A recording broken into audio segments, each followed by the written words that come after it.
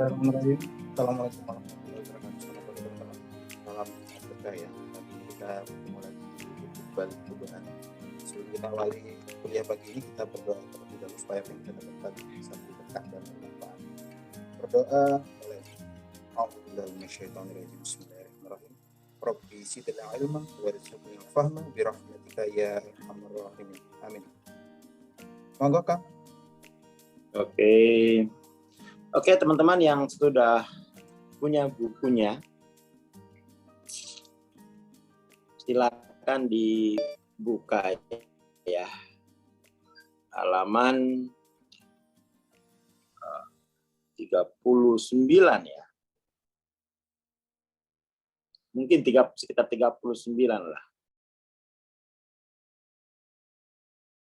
Dan di PDF saya 37 ya. Terus habis ini nanti nonton di pembahasan PC Institute ya, teman-teman nonton gitu ya, ambil dioret-oret gitu.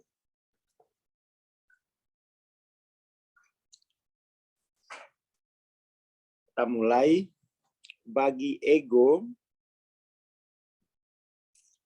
meninggalkan dinamika penghargaan diri sendiri itu merupakan kerugian. Dan penghargaan tertinggi bagi ego adalah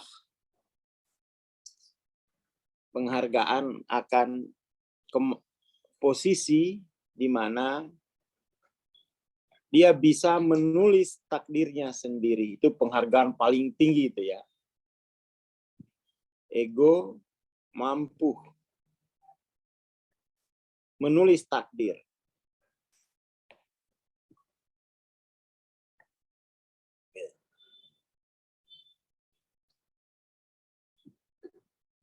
Ego tidak percaya kepada Tuhan.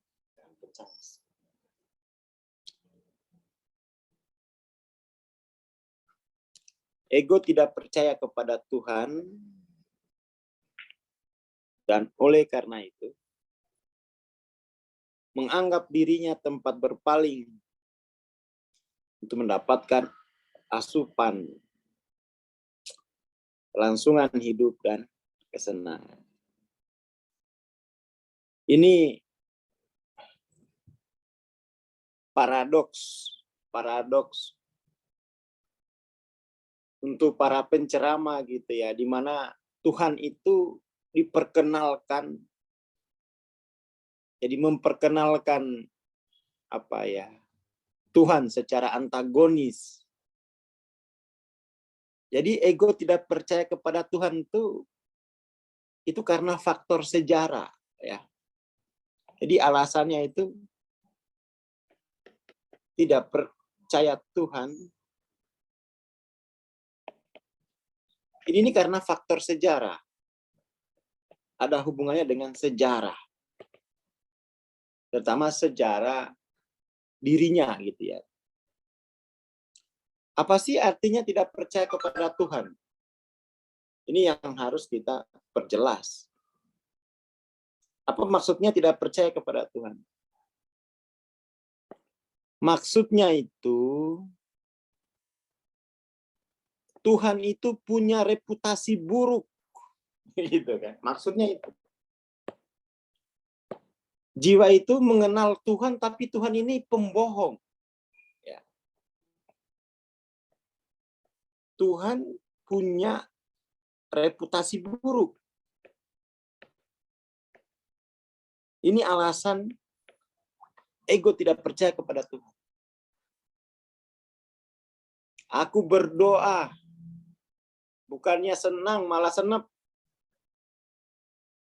Ini hati-hati ya, hati-hati kepada orang tua, guru agama.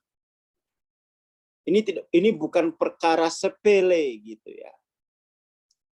Sekali Tuhan punya reputasi buruk dalam diri kita karena penggambaran yang tidak pas oleh guru misalnya, oleh orang tua, hati-hati namanya.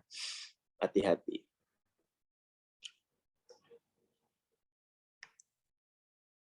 Saya termasuk yang pokoknya tiap hari menangani masalah ini. Tidak percaya kepada Tuhan ya, itu artinya Tuhan punya reputasi buruk dalam hidupku, dalam sejarah hidupku. Entah Tuhan yang mana yang dia maksud, tapi pokoknya ya Tuhan seperti itu, punya reputasi buruk dalam sejarah hidup.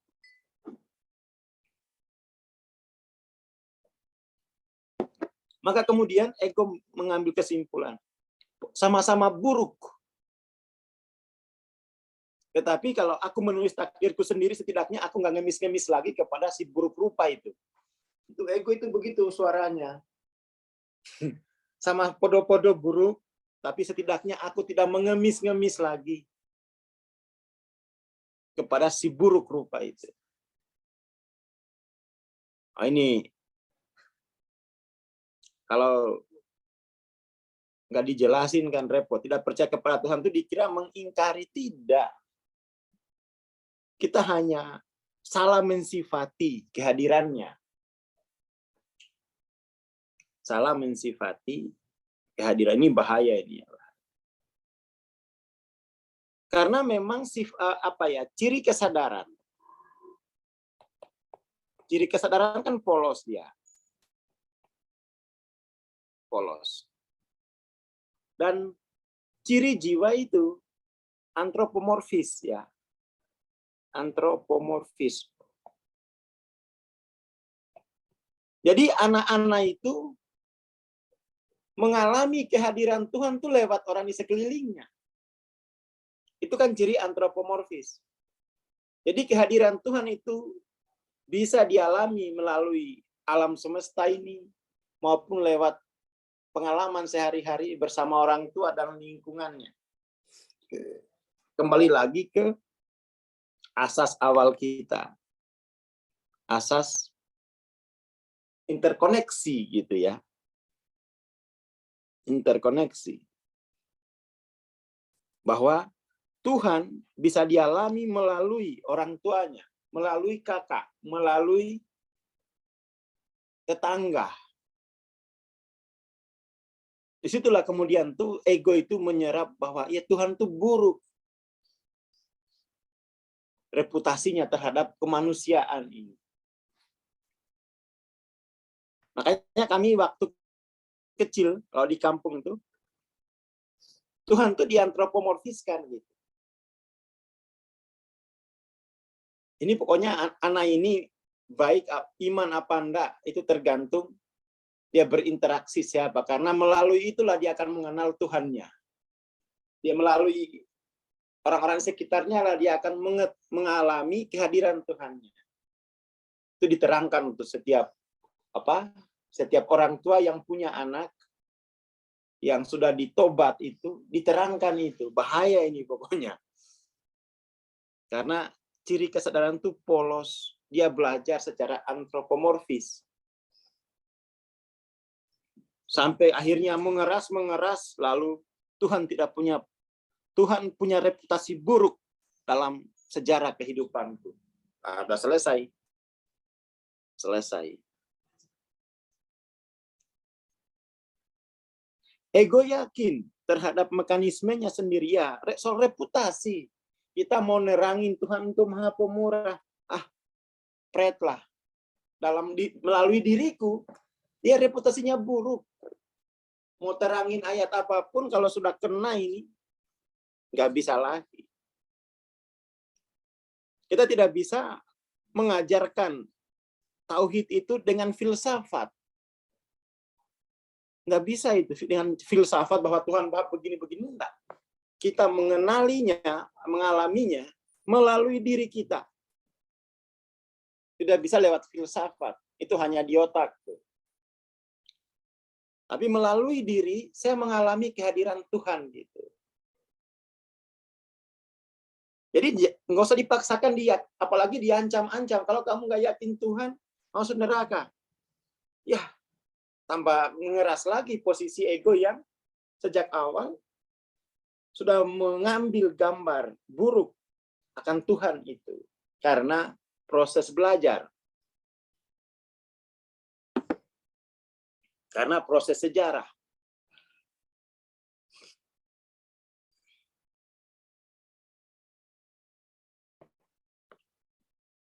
Ego tidak bisa disalahkan karena ini real gitu.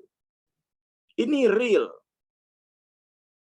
Ego tidak bisa disalahkan atas kesalahan ini. Karena dia tidak punya dasar pengalaman sebagai pembanding bahwa Tuhan itu hadir dengan cinta.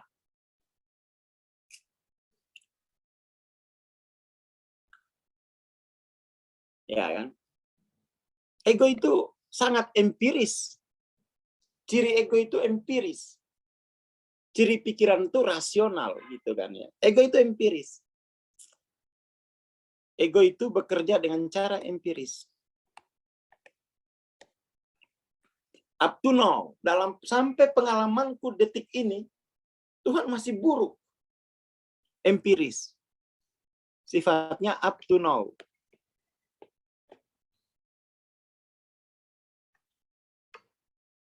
Sifatnya up to now. Nggak bisa dipaksa-paksain harus fix. Tuhan kamu itu rasionalitas gitu kan ya. Itu rasionalitas. Ego bekerja secara empiris.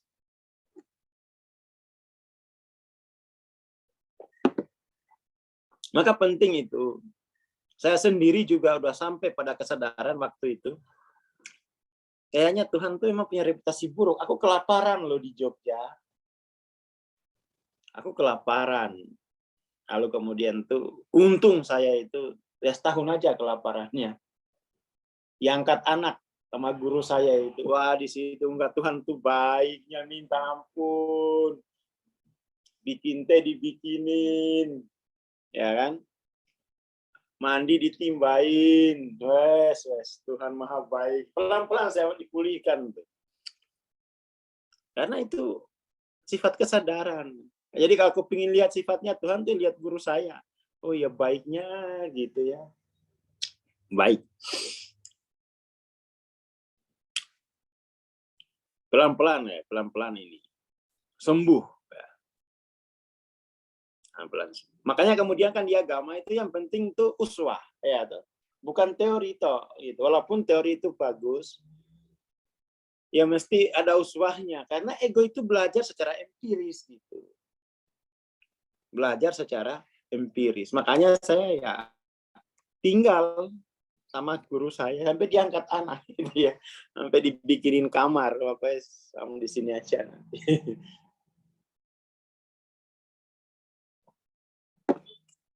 Ingat-ingat bahwa ego itu belajar secara empiris, tidak secara filsafat.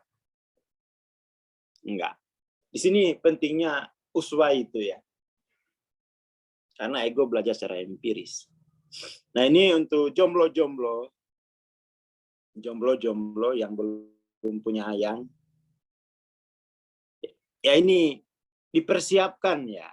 Dipersiapkan bahwa ya kalau punya anak itu yang pertama dipelajari lewat keluarganya itu adalah sifat Tuhan, kehadiran Tuhannya loh. Yang akan dia pelajari pertama itu adalah secara antropomorfis itu kehadiran Tuhannya itu melalui orang tuanya. Melalui orang tua. Kalau nggak sadar ini, wah udah. Jangan salahin ego kalau dia menulis takdirnya sendiri karena ya Tuhan aja punya reputasi buruk, apalagi aku gitu. Jadi bagaimana solusinya mengatasi citra Tuhan yang buruk dalam diri kita? Itu namanya metode nafi. Dikeluarkan citra buruk itu dengan metode nafi. Itu harus ada gurunya itu. Ya, tuh. Karena ego itu belajarnya empiris, maka gurunya kudu empiris. Harus wajah ketemu wajah. Ya, tuh. Wajah ketemu wajah. Itulah pentingnya kita bersanad untuk mengatasi kegigihan ego yang belajar secara empiris, mesti secara empiris juga gitu. Obatnya itu. Ya. Obatnya. Kita mesti ketemu guru.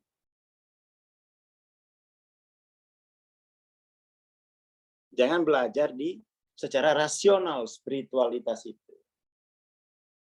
Saya sendiri termasuk yang penganjur, terus kamu cari sanad gitu loh. Karena untuk mengatasi sifat empiris ego itu mau diapain gitu. Harus wajah ketemu wajah. Biar kemudian itu citra Tuhan yang sudah ada di dalam diri itu pelan-pelan itu mengalami, dia keluar. Digantikan oleh citra Tuhan yang hak.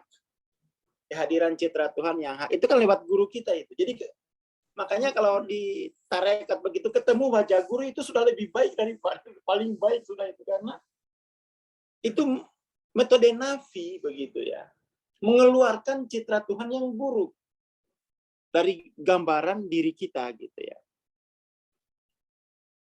Itu penting ya, itu penting saya kira. Apalagi di zaman medsos kayak gini, jangan yakin belajar sama layar. Itu tidak empiris, ya empiris tapi itu enggak ada gitu kan. Enggak kerasa kehadirannya itu. Enggak kerasa. Ini penting ya. Tradisi berguru kita ini sudah hilang tuh ini. Menjadi tradisi schooling ya. Menjadi tradisi baca PDF. Wah, itu makin rumit kita. Makin rumit. Pokoknya ini penting sekali, punya tradisi berguru. Ya. Tradisi berguru. Tapi usahakan tuh berguru. Yang paling penting menurut saya itu adalah bagaimana mengeluarkan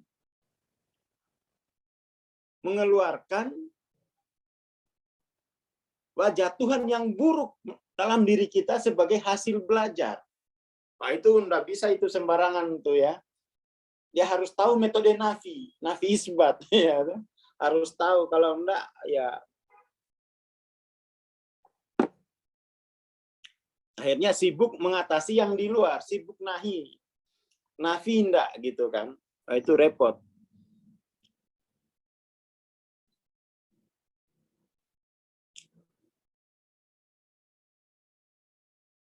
Seperti itu. Jadi teman-teman yang rasanya kok hidupnya enggak ada perubahan ya. Sudah belajar hal-hal yang sifatnya eksternal, bukan itu soalnya. Soalnya adalah kita punya citra buruk tentang Tuhan dalam diri kita, dan itu adalah bukan filsafat, itu adalah hasil belajar empiris. Hasil belajar secara empiris. Ya. Psikologi nggak ngomong ini, saya kritik terus psikologi pokoknya. Ya karena ini orang beragama kok. Kalau di barat psikologi ya jelas itu paling canggih. Ya karena di sana kan orang nggak begitu welcome sama agama. Kalau di sini, kalau ini nggak diangkat sebagai masalah kejiwaan, terus apa yang lebih penting dari ini? Ya, kita masyarakat mesti menggugat. Kita mau psikologi yang punya aspek ketuhanan gitu. Ya, kita mau itu gitu. Jangan mereka merasa so tahu dengan kebutuhan kita gitu kan ya. Enggak dong, kita wajib mengajukan alternatif. Ini loh kebutuhanku, kamu ada enggak gitu kan ya. Jangan kita terus yang manut sama mereka gitu. Kita terus yang diperlakukan secara subordinat. Mereka di atas, kita di bawah, dan kita harus ikut. No. Sekarang itu gantian lah ya, interkoneksi. Kami butuh ini gitu untuk psikologi. Halo psikologi gitu kan ya. Halo psikologi gitu. Kami butuh ini. Tolong ya, tolong disediakan gitu. Masyarakat harus mendefinisikan sendiri kebutuhannya kok. Kenapa kemudian yang mendefinisikan kebutuhan jiwa kita itu orang yang tidak mengalami kehidupan kita gitu kan ya. Ayo, ayo kita desak terus gitu. Kami butuh ini gitu.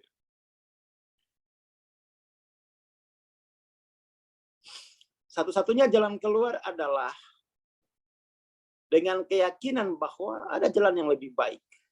Ada Tuhan yang lebih baik daripada gambaran kita sebelumnya.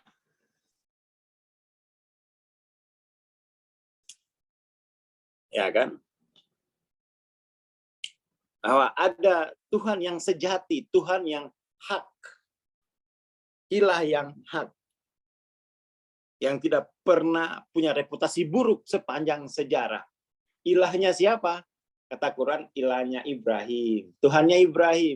Tuhannya Musa, Tuhannya Isa. Ya kan? Tuhannya siapa? Muhammad. Tuhannya Yahya. Itu kan dialektika Quran tuh begitu ya. Jangan-jangan tuh kamu citra Tuhan yang punya reputasi buruk itu bukan Tuhannya Ibrahim, Tuhannya Isa, bukan itu jangan-jangan. Ya kan? Jangan-jangan tuh Tuhan yang kamu citrakan buruk itu Tuhan yang kamu terima dari tangan kedua gitu. Ya. Tuhan yang kita terima dari tangan kedua. Bukan Tuhannya Ibrahim, bukan Tuhannya Yakub, bukan Tuhannya Yusuf, bukan Tuhannya Isa, bukan Tuhannya Musa.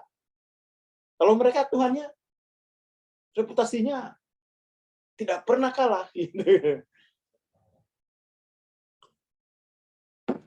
Ya kan? Itu penting ya, itu penting.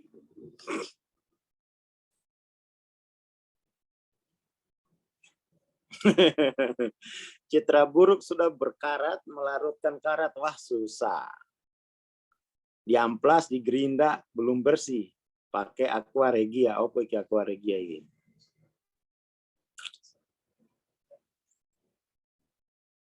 Pakai asam-asaman, wah itu citra Tuhan.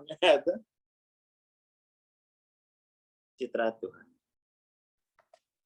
Ini saya kira apa ya? Ya inilah gunanya kita obrol-obrol kayak begini tiap pagi gitu ya. Dan ini tidak dibahas di buku gitu ya, di rekaman PC Institute ini perluasan ya, perluasan. Tapi juga perlu disimak rekaman di PC Institute biar saling menguatkan begitu ya.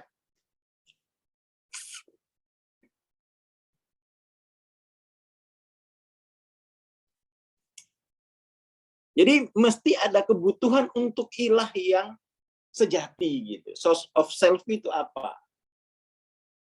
Krisis, kita harus sadar krisis bahwa selama ini kita telah belajar secara empiris dan menyimpulkan wajah Tuhan itu buruk. Makanya Tuhan itu berkewajiban menjelaskan dirinya lewat wahyu. Enggak, aku enggak buruk. Kalau buruk itu dari dirimu loh ya. Tuhan tuh membela dirinya. Secara dialektis tentunya. Itu lewat Quran. Dia menjelaskan dirinya. Wajib Tuhan itu menjelaskan dirinya. Kenapa? Ya karena sudah ada hipotesis bahwa Tuhan itu buruk. Itu secara empiris loh itu. Bukan secara filsafat.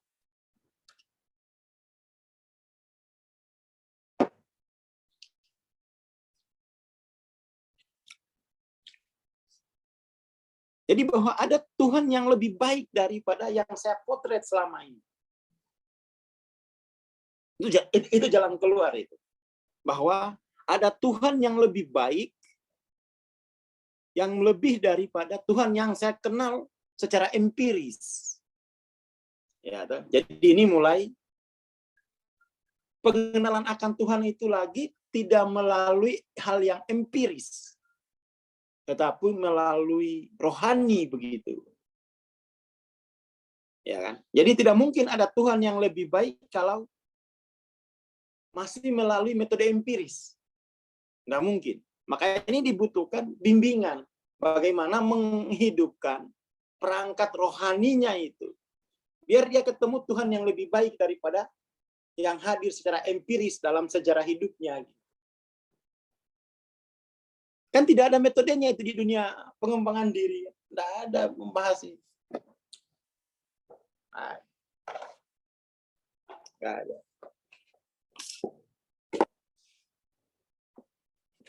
Kemudian dia harus mendengar kebenaran spiritual. Dia ketika mengambil jalan spiritual, dia harus sampai kepada meragukan seluruh pengetahuan empirisnya, pengetahuan filosofisnya. Itulah yang dilakukan oleh Imam Ghazali yang ditulis dalam kitab Al-Munqidh Minadh Dhalal.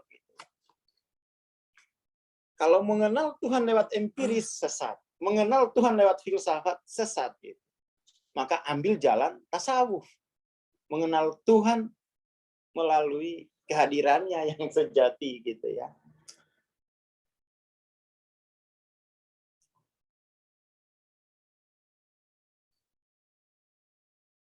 Seperti itu. Itu satu kitab sendiri. Jadi mesti punya kontemplasi. Ya. Jadi gambaran Tuhan yang buruk itu adalah gambaran Tuhan yang empiris dengan metode empiris dipelajarinya gitu.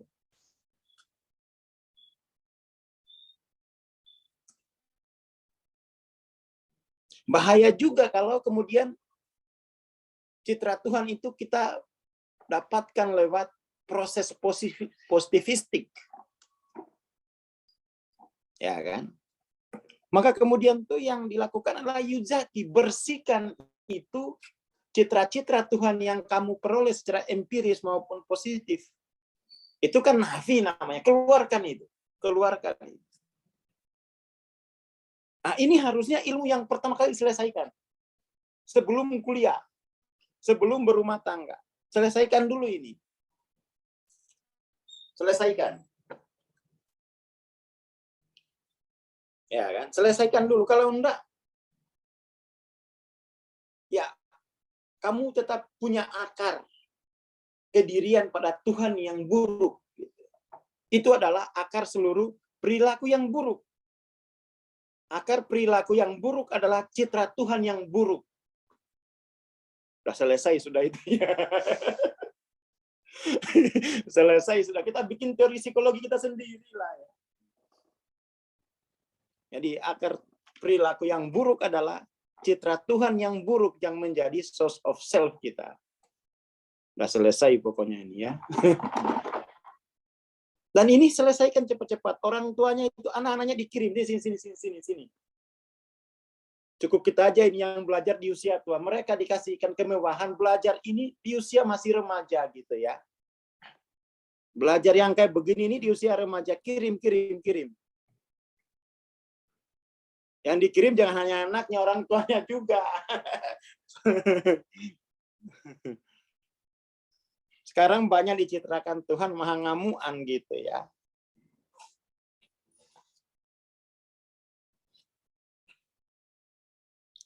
Harus ada kebutuhan itu.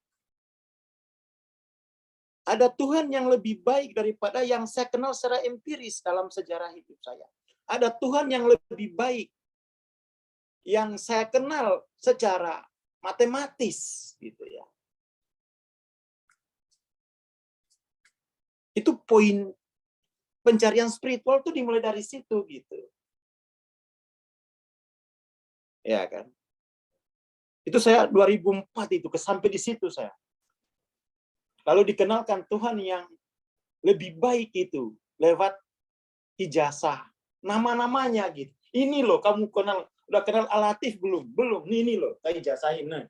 Oh iya Mbak, ampun Mbak, ini memang jos. Ini memang jos gitu ya. Dan itu berkesan sekali gitu.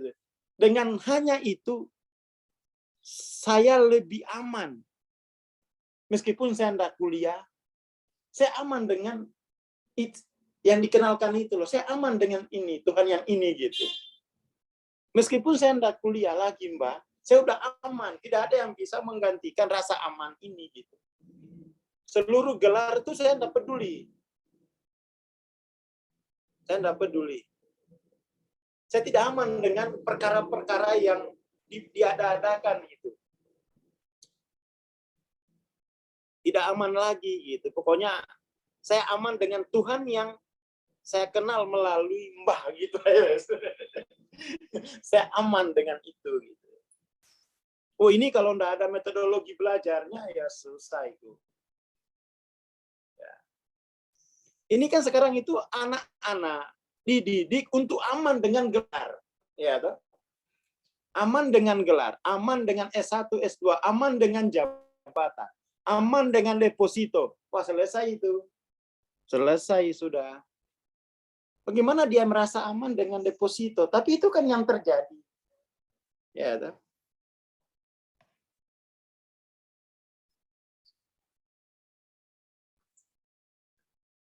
Iya, kalau punya masalah orang tua berarti citra Tuhan jadi kurang baik, betul. Tapi itu juga begini gitu, bahwa orang tua yang baik itu juga tidak menjamin anak itu tidak bermasalah, karena pada akhirnya kan sebenarnya ego itu belajar secara empiris, mengenal Tuhan gitu kan. Padahal itu bukan metode mengenal Tuhan, itu bukan secara empiris gitu. Karena sesuatu yang empiris itu tidak pernah selesai. Artinya dia masih evolusi. Padahal Tuhan itu sudah selesai. Tapi memang bahwa orang tua yang bermasalah itu menambah beban spiritual bagi anak.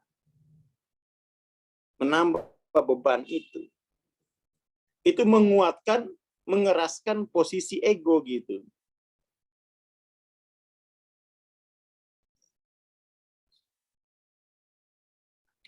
Ya kan? Itu penting ya, itu penting. Jadi jangan merasa aman dulu kalau belum terhubung dengan Tuhan yang sejati. Makanya itu harus menjadi akar kedirian kita. Itulah yang sumber rasa aman. Itulah masa depan kita tuh. Mengakar pada keilahian, itu masa depanmu tuh. Makanya kalau kamu masih berpikir masa depan selain ilallah, enggak ada gitu kata Mbak. Nggak ada masa depan kalau kamu tidak mengakar pada ilallah. Yang ada itu neraka. Penderitaan demi penderitaan. Oke, jadi teman-teman kalau misalnya hari ini belum punya uang, belum punya apa-apa gitu ya, maka yang dicari itu adalah reputasi Tuhan yang lebih baik daripada Tuhan yang selama ini dikenal. Hantu-hantu ya. Tuhan-Tuhan, berhala-berhala. Cari Tuhan dengan reputasi yang tak terkalahkan. Tuhannya siapa? Agama bilang Tuhannya Ibrahim, Tuhannya Adam, Tuhannya Nuh, Tuhannya Isa. Tuhannya siapa lagi? Muhammad. Tuhannya Yahya, Zakaria. Ya, itu Tuhan yang punya reputasi baik dalam sejarah. Selain itu, walau alam bisa ya. Walau alam, saya kira tidak akan reputasi baik. Tuhan yang sangat mengecewakan. Tuhannya Yusuf itu luar biasa gitu kan. Tapi itu Tuhan yang tidak dikenal secara empiris. Tidak dikenal dengan metode empiris, tidak dikenal dengan metode positivistik. Tapi dikenal dengan metode apa namanya itu ya, ilahiyah, kolbu itu kan ya. Dan itu metodenya harus dikeluarkan dulu gambar-gambar cita-cita Tuhan yang buruk secara empiris positivistik, dinafikan dulu. Baru dipersilakan yang hak itu hadir melalui diri kita kan. Nah, itu baru bisa tenang dia.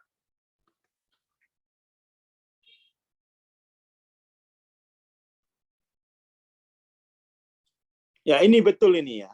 Sedari awal memang ego mengumpulkan data-data empiris soal Tuhan untuk mendukung posisionalitasnya yang berseberangan dengan Tuhan. Agar ego tetap dominan menguasai si subjek. Nah, ini kesimpulan yang cantik, cihui gitu ya. Jadi ini tolong kepada orang tua. Jangan merasa aman kalau anak itu dikuliahkan dengan mahal. Jangan, itu bukan sumber itu. Suruh dulu belajar nafi isbat itu kan ya. Menafikan Tuhan empiris positif, menghadir sampai kemudian tuh hadir Tuhan yang hak ilallah. Itu dulu yang paling utama itu. Kita ini sudah tidak mengerti mengerti yang usul itu ya, usuli. Semua serba latah. Kita tidak punya kemampuan untuk mengenali apa sih yang kita butuhkan. Kebutuhan kita didefinisikan oleh institusi. Jangan mau. Karena institusi itu nanti dia tidak akan hidup selamanya. Padahal jiwa kita ini yang akan hidup selamanya. Gitu. Jangan mau. Jadi mari kita penuhi dulu kebutuhan yang abadi ini. Kebutuhan untuk berilah. Setelah itu nanti kebutuhan yang sifatnya adaptif. Ya sekolah, ya atau bikin bisnis. Itu dulu yang saya pelajari, spirit itu dulu yang diwariskan oleh Mbah itu. Besok kalau punya anak, selesaikan dulu ini, baru dia kenalkan kebutuhan yang adaptif itu. Ya sekolah, pasar itu adaptif itu. Jangan kebalik, kalau kebalik, habis anakmu itu nanti. Dia akan mengakar pada hal-hal yang sementara itu.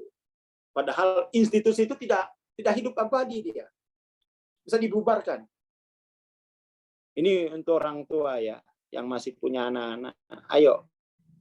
Mumpung masa remaja itu bahaya loh. Itu dia akan menguat. Kalau sudah dewasa awal. Dia akan menguat. Dia akan menguat. Kebutuhan paling dasar itu ilallah. Gut view-nya akan begitu ya. Coba tuh. Hawkina udah sadar kebutuhan paling mendasar itu kebutuhan akan kehadiran Tuhan gitu ya.